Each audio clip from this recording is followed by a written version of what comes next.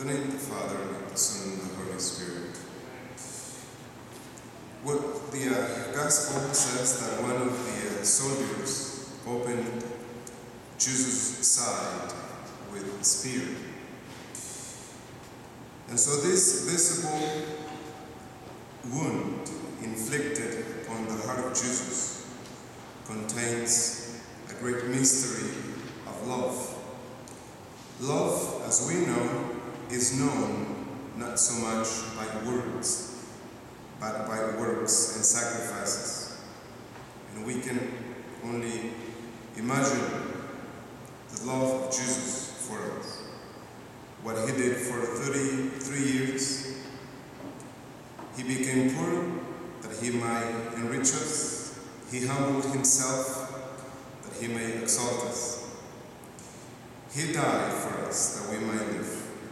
And he himself says, no greater love, there is no greater love than this, to lay down one's life for one's friends.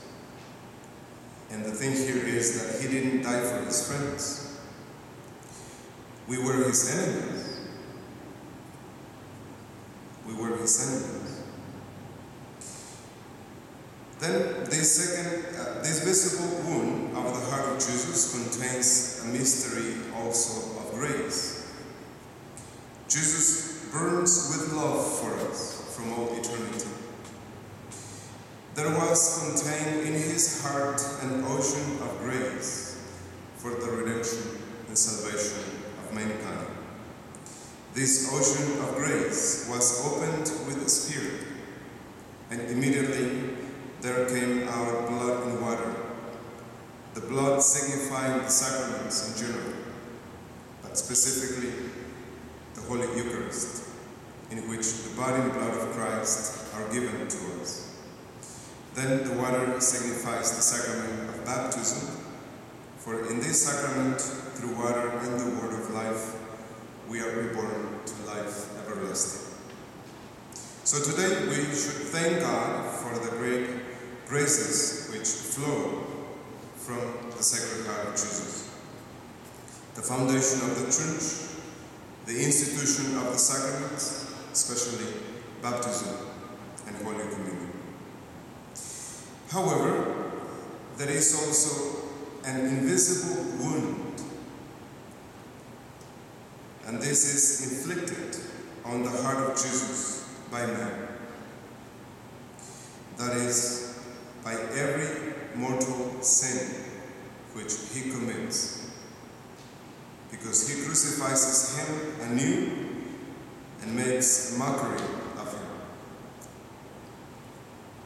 So at least today, we should consider the malice of sin. How it is a rebellion of the creature against the Creator. The rejection of his holy commandments, a black ingratitude against so good a God. So every mortal sin inflicts a deep wound on the Sacred Heart, and from the cross, Jesus can very easily exclaim to each one of us. He could say, "You have wounded my heart."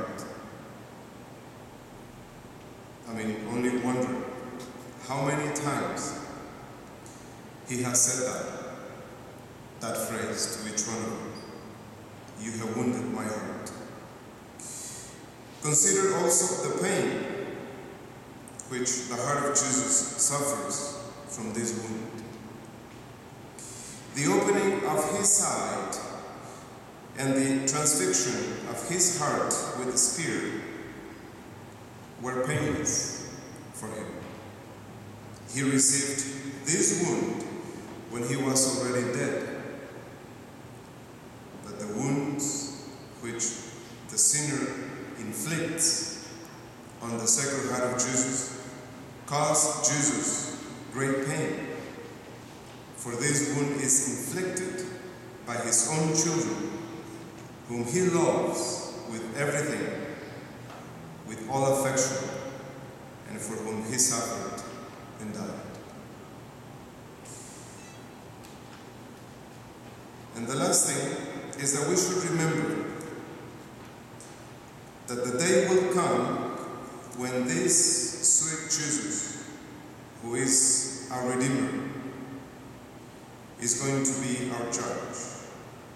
He will appear before we will appear before him, whose heart we know and so frequently pierce. And then we will see clearly what an immense guilt we have stored up for the day of judgment. So let us now, today at least, try to enter into the Sacred Heart of Jesus. It is open to receive you. See how it bleeds. This blood is the price of our redemption and cleanses all sin. This door leads you into the sanctuary of his divine heart, that there you may find forgiveness.